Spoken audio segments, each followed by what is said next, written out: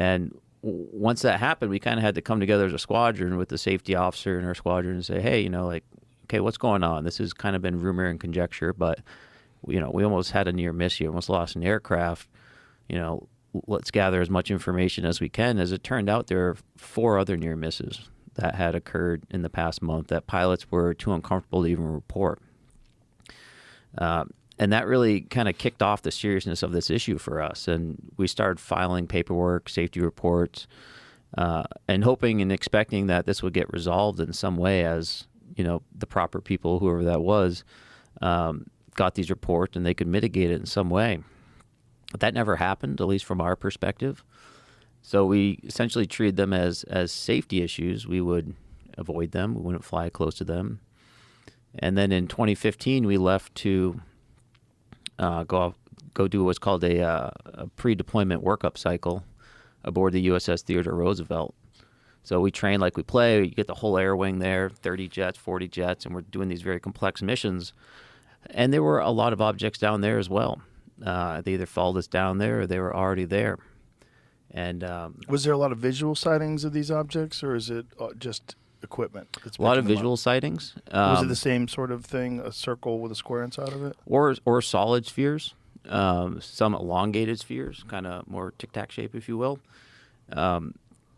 And during that workup cycle, that's when we recorded what's now known as the gimbal and go fast video.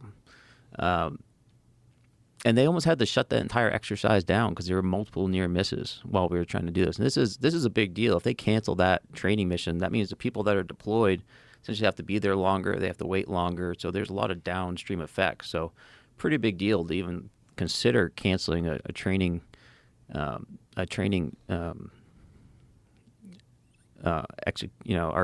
mission like this. So again, we filed it up. We didn't know what else to do with it, and we went back to our training, left on deployment.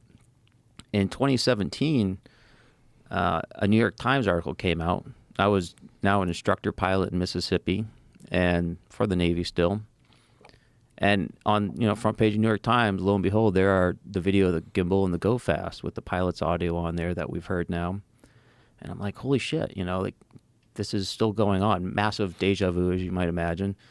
And that I saw that as like a cry for help, essentially, that these videos now have been somewhat smuggled out.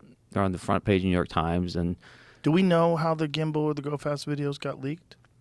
My understanding is that work was done partially with Lou Elizondo and Chris Mellon. So there was 2 videos that were attached, right? So when you record in the jet, it records 2 screens. It records... Can we show those, Jamie?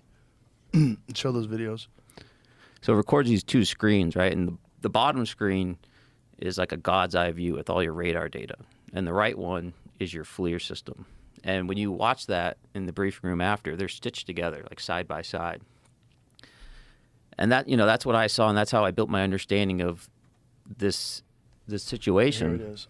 So with the crosshairs, is that they're trying to lock in on it? So now they've locked in on it, right? Yeah, they weren't able to gain a lock in their air-to-air mode, so they actually had to degrade down to an air-to-surface mode, kind of a manual locking mode, and that's that box that you see. What is the difference? The air-to-air mode should essentially be looking exactly where the radar is dropping them off and should automatically lock on it.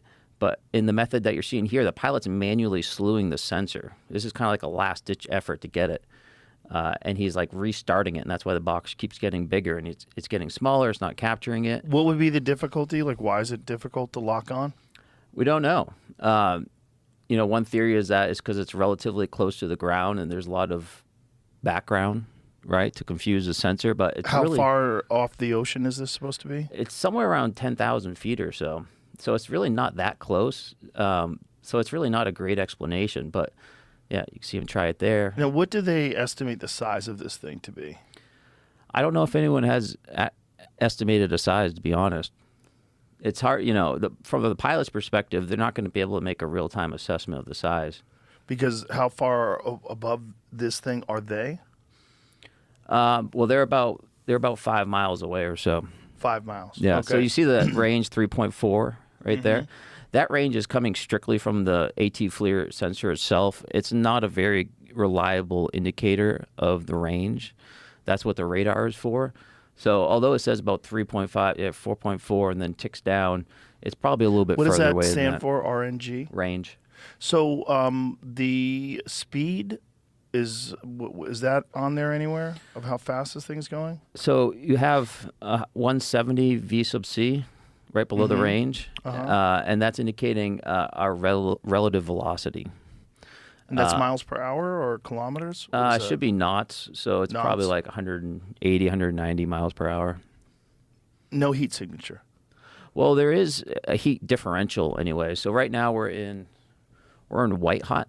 So objects that are white are hotter objects than the Right. background. I've used infrared binoculars before. Yeah. It's pretty cool.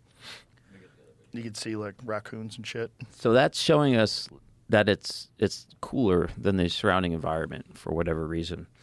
Which is very bizarre for Yeah. something that's moving 170 whatever miles an hour. Yeah.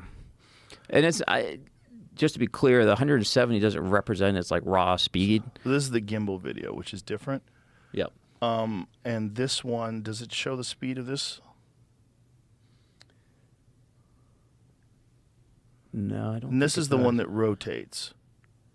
Yes. And when we're looking at this signature, when we're looking at the dark, does that represent something that's cooler than the outside area or hotter? Like, what does that So represent? this one's black hot. So this is showing us that it's hotter than the surrounding areas right now. And would this be similar to what you would see if you saw a jet that was flying? No. No. I mean, we've seen thousands of aircraft like that. But I mean, in terms of the signature that it gives off with the temperature, or would you be able to see a visible means of propulsion that would be accentuated? Yeah, you would see the exhaust coming out of the back. You'd be able to see the skin of the aircraft itself.